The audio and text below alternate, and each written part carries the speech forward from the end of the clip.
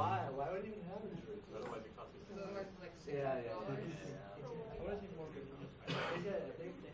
And welcome to Contemporary Moral Issues.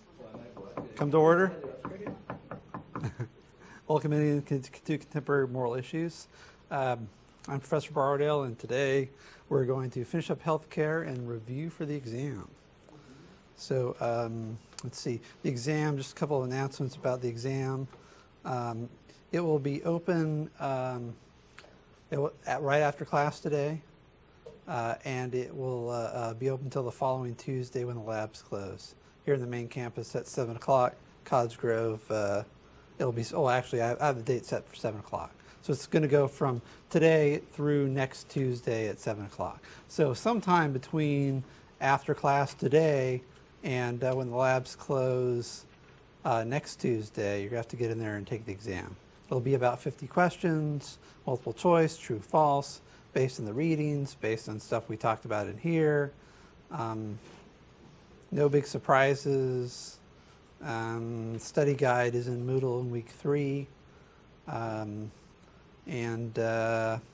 make sure to bring an ID. It doesn't have to be a student ID, but it has to have your picture on it. And your L number and your PIN, you'll have to know those. And I think that's pretty much it. You get a 3x5 note card for the exam. Yeah? Is it a paper test or an electronic test? It's electronic. So it's on the computer. You'll get your score right away. Can't take it from home. It's got to be in the lab. Yeah? One more quick question we were trying to figure out. So there's 4 tests, but if you get really good on the first 3 tests, do you have to take the 4th test? Is it an option, or do you have to? Yeah, so there's 4 tests. I think I'm going to do what I did last term, which was in order to drop the lowest, you have to take all 4. So if we got really good scores, could you come in and just do like? You could just go in there and like click the submit button, Okay. I guess, if you like. There's not really any reason to do that if you're over here too. So I feel otherwise people are just going to wimp out. You know, they're just like, oh, I'll just blow off finals, and yeah, so you get to drop your lowest score if you take all 4 exams.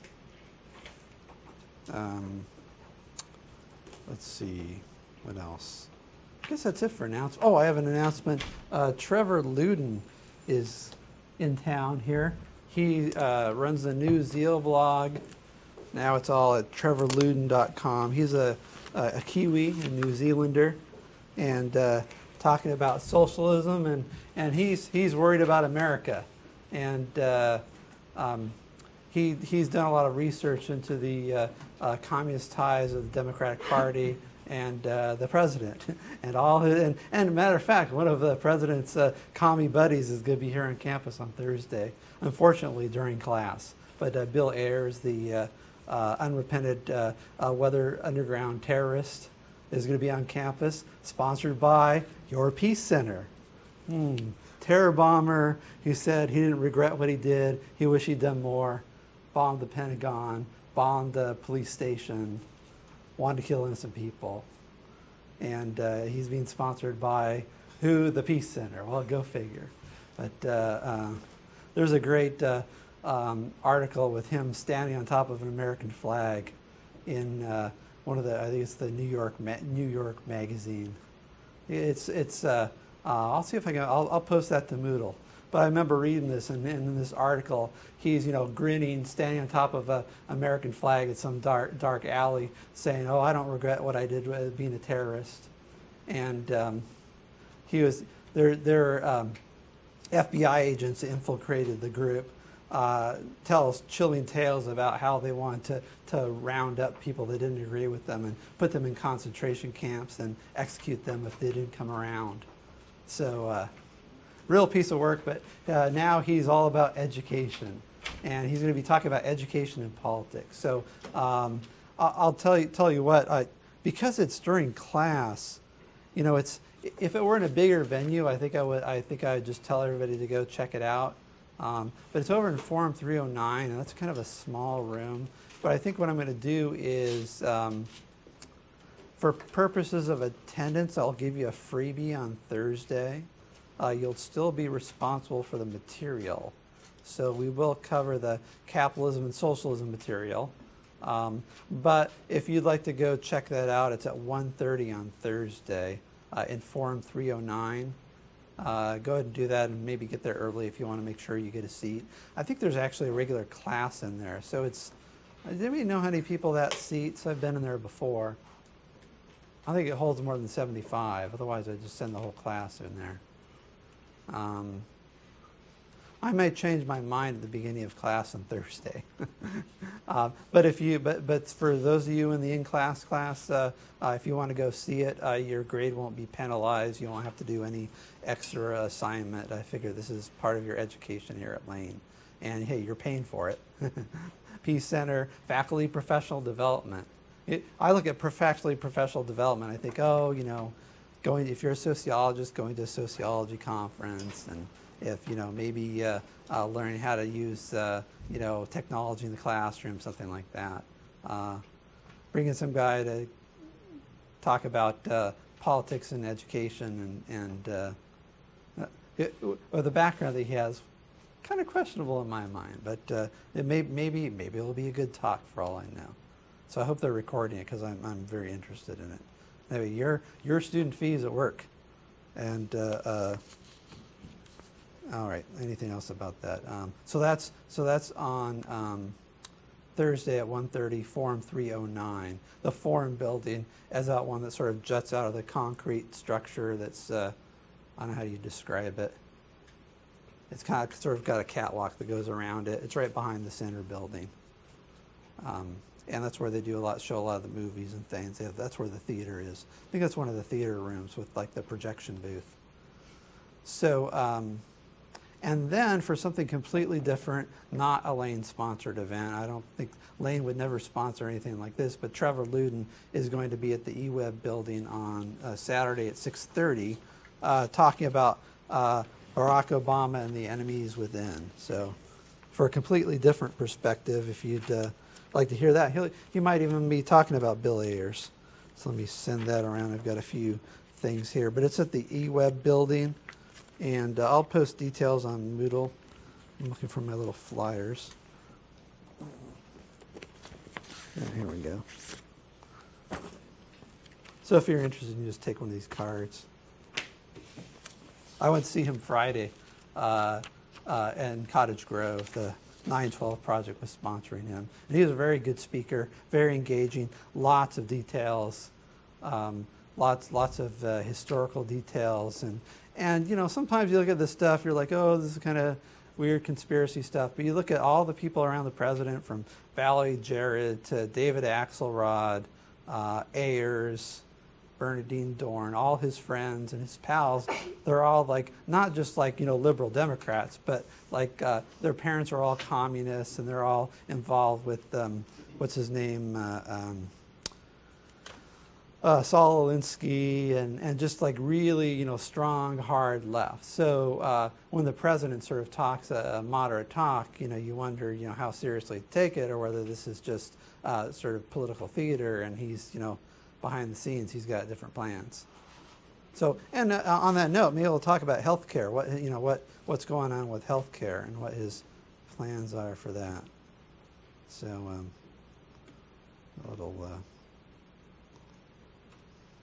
Clip here. So this is from 2009, and this is a speech to the AFL-CIO and some conference having to do with the civil, human rights, workers' rights, and it's an AFL-CIO. It's a big, that's one of the biggest unions, maybe the biggest union in America. And so here's Barack Obama talking about health care. How do we get the federal government to take care of its business? I happen to be a proponent of single-payer universal health care.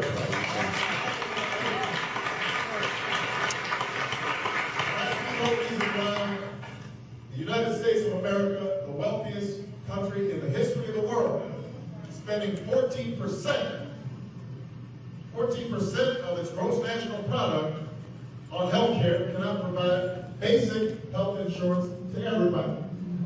And that's what Jim's talking about when he says everybody in, What do you have? A single-payer healthcare plan, universal healthcare plan. That's what I'd like to see.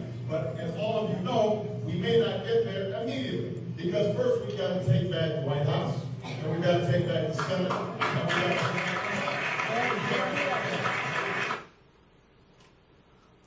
So the president's long been an advocate of so-called single-payer health care, which is what Bernie Sanders, the only socialist, overtly socialist member of the Senate from Vermont, is in favor of. So he's describes himself as a socialist. Now, he's an independent, but he says, I'm a socialist. And there you get his argument in one of the handouts. He says single payer. Single payer basically means a government system. It means you pay a certain amount of premium, every month, and then you get covered. And everybody's got coverage of some sort.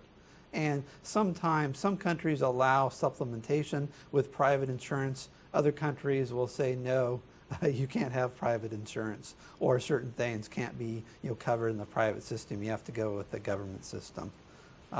So even though what passed was not single payer, so what we have now, the so-called Obamacare bill, was not single payer. It wasn't a total government health care system. What Obamacare was a system which requires everyone to have health insurance, provided either provided by either they got Medicare coverage or something, so provided by the government, or a private insurer. And if you don't have health insurance, you have to pay a fine. And so there are a lot of people, particularly the age of a lot of students in this class, that don't have health coverage. Now, often health coverage for younger people is pretty cheap, assuming you don't have some sort of a pre-existing condition, some serious medical condition.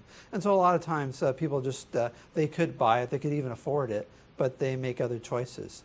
They want to buy, beer, or they want to have a cell phone and a cable TV and internet at home and a nice car, and a car, I guess, or a car of some kind, and so people buy a lot of luxuries, and they go out to eat, and people make choices. So and they decide for whatever reason that, or maybe it's going out to the bars on the weekends.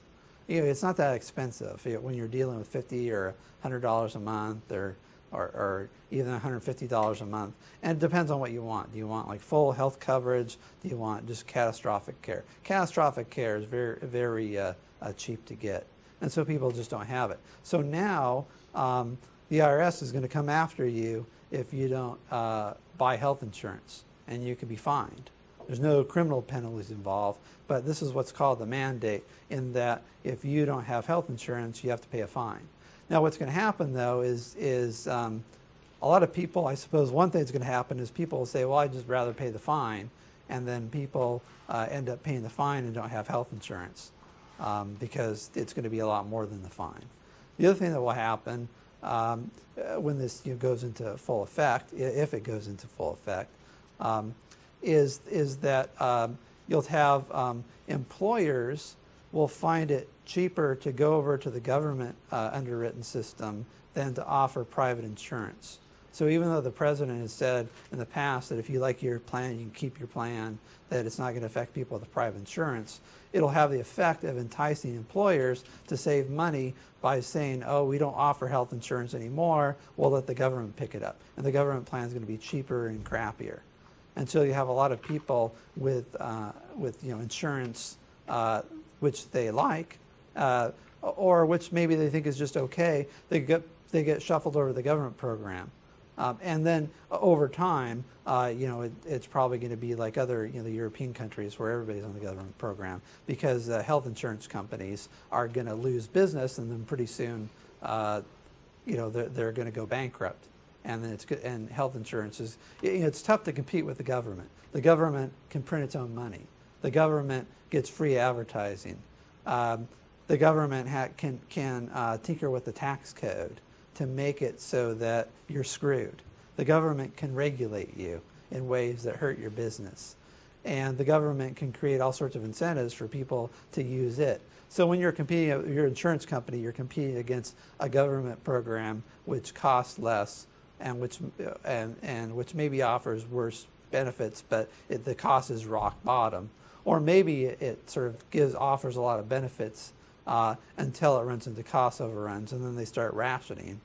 So then it's going to be really tough for private insurance companies to compete. So, my prediction is over time, this is sort of part of the plan, and you've seen some people that are sort of on the progressive side talking about it. This is the idea that you put the insurance companies out of business, and then everybody goes over the government system because you don't want these evil insurance companies making a profit off of health care. So the Obamacare system provides a number of things. It requires everyone to get private insurance. People that can't get private insurance can go on a government program, and it's got some subsidies and funds greater coverage for people. It also covers people with pre-existing conditions, and so it says that insurance companies have to cover people regardless of how sick they are or how expensive it would be to cover them, and it caps the amount they could charge. Could you not do that? Thank you. So it caps how much they can charge. So suppose there's somebody who's got some horrible no insurance, and they never had insurance, and all of a sudden they got cancer, or they got diabetes or something like that. And so the insurance company used to say either, sorry, insurance is something you buy before you get sick, so that if you do get sick, it covers you, and it's covered by the premiums you pay every month. If you get fire insurance and if your house burns down, you don't go to get some fire insurance, right? After the fact. If you buy a fire insurance policy after your house burns down, it's not going to cover that. But what the Obamacare system says is, you go for insurance and you have some really expensive condition, they have to cover you, and they can only charge you so much in premiums. And then the government, even if it's too much for you to afford, even from the cap, the government will kick in a little bit of money. So those are the main provisions of the healthcare law. Anybody want to add anything else to what the healthcare law says? We got pre-existing conditions, the individual mandate, which is that everyone has to have health insurance or they have to pay a fine. And then expanded coverage, so if you can't get private insurance, you can get into these government exchange systems. Yeah. I was curious, what do you think is going to happen? Do you think it's going to go into full effect, or what is stopping it from going into full effect? I haven't really been keeping up on it. So it's something that's phased in. So there's a sort of accounting trick to make it under $1 trillion, because $1 trillion is a big number, and it's a scary number. And the idea was, if you kept it under $1 trillion, psychologically, you'd be able to get it through. And so the way they did this was they started collecting money for the program 2 years before it's implemented. So the idea is that the taxes come in early, and then the benefits come in later. So you do it that way, and the accounting turns out, it's 10 years and it's under $1 trillion. But it's not really fully funded because you're collecting money 2 years ahead of time. So one of the reasons why it's being phased in gradually is they want to collect enough taxes to sort of be ahead of the game, so that it didn't look like it was as expensive when it passed. Yeah. Do you know if if you're on the government system, if they'll require their vaccinations, like say for instance the H1N1, like if you're in the government program, will they require you to take those vaccinations? I think I'm guessing not, but who knows what the government program will require of you. I don't think anyone's been. There are no requirements for vaccinations right now, except for under conditions if you're. There might be some conditions if you're a healthcare worker. I know that to teach a school, you have to get certain vaccinations. Actually, to teach community college, where there are minors present, vaccinations are required in certain states. And if you're in the military, you have to take whatever they stick in your arm. Those are the only ones that I know about. An interesting issue. Anybody else? Other aspects of the healthcare law? I think it also extends how long you can be on your parents' insurance. Oh, right. So here's a funny thing. There's this thing called S-chip, and it was this supplement for health insurance for children. So who's going to vote against children's health care, right? It's, I'm trying to remember what S-chip, the whole thing, stands for. Somebody can Google it for me. But it's a children's, the C in CHIP stands for children, something or other. So it's a children's health care bill. Who's going to vote about that? Who vote against that? Except for children, goes up to age 26. And you can be making up to $80,000 a year, and the government's going to help you pay for your kids' health care after, after they're young adults. So taxes are being collected. And this is what's called middle-class entitlement creep. So originally, you get Congress says, oh, look at all these poor people. They can't see a doctor. They don't have any food. They don't have a place to sleep, a place to live. Let's help them out. And so, bills get passed, government programs, and so on. It's like, oh, the middle class is being squeezed. And as you keep on passing these entitlement programs, you end up with things like Social Security, which originally was meant for a supplement as the money that you would normally save from your job. And now people consider it to be like a government retirement system that's the whole shebang. And people expect to live on Social Security. Yeah, even people of means expect to live on Social Security.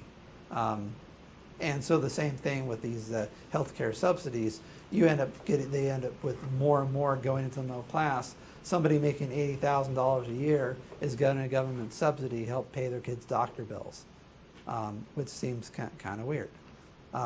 So let me, let's see, pull up this. Let me play another clip here. And this is about the recent Supreme Court analysis of Obamacare. They were reviewing the Obamacare law. Let's see.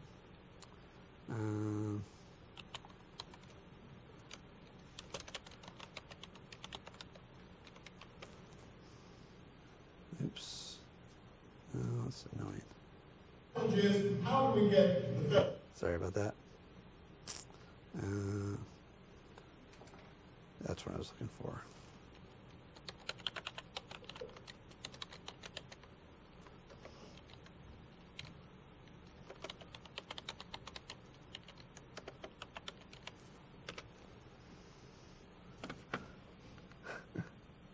All the funny things you have.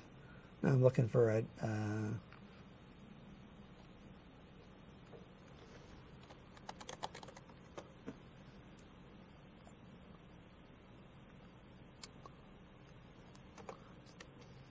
I had this just on my computer just before coming to class.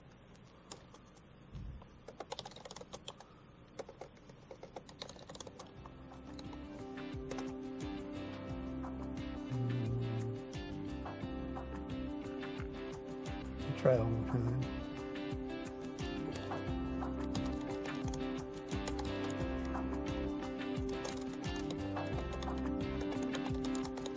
Might have to call this up during the break.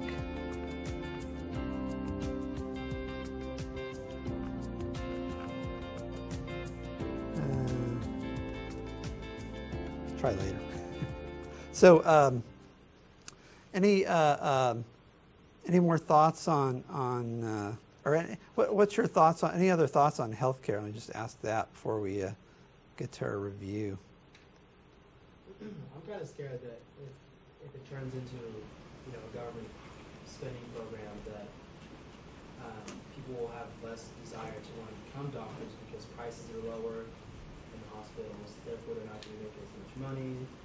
So that's kind of what I look at as far as public health care.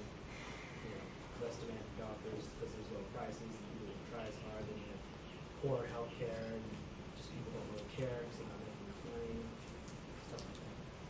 Yeah, and if you know, for the older folks on Medicare, you know, $500 billion is coming out of Medicare to pay for this program, and it's a lot of the healthcare resources aren't going towards, you know, those Medicare patients. And so what happens when the doctor is getting less and less each year to treat a patient, quality is going to go down.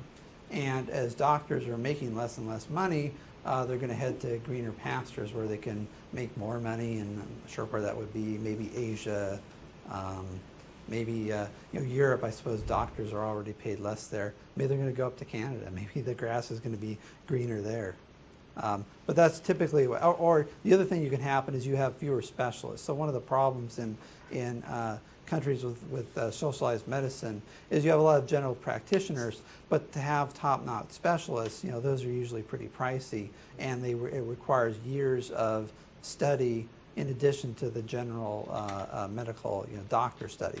And so when you're thinking about things like brain surgeons, people that treat cancer, those specialties take a long time to develop, and the malpractice insurance for those specialties is extremely high also.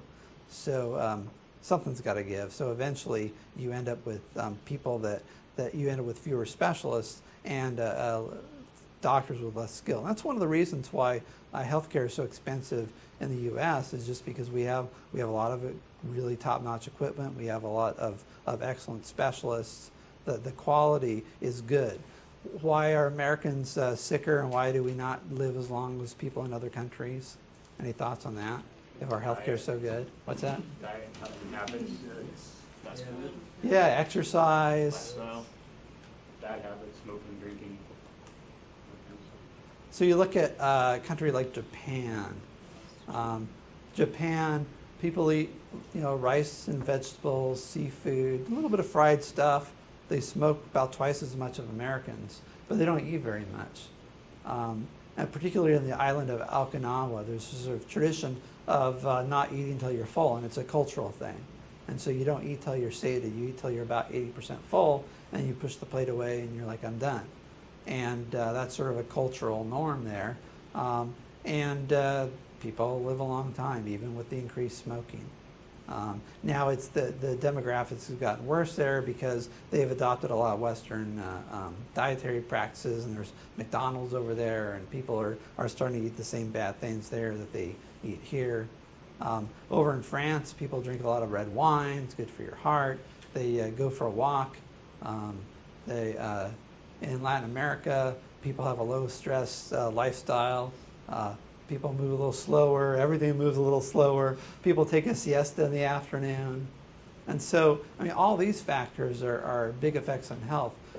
Healthcare per se, you know, is most important when you're really, really young and your immune system's developed and you're susceptible to infectious diseases. And when you're very, very old and you have those same problems, your body starts to break down. And most of the care resources are, allocated to you in your last year of life. So when you think about that and where the healthcare resources go, and the other thing is life expectancy. A lot of murders in the U.S. Like 16,000 people are murdered every year. That also has an effect. High stress. I'm missing anything here? Diet, heavy meat diet, not a lot of vegetables.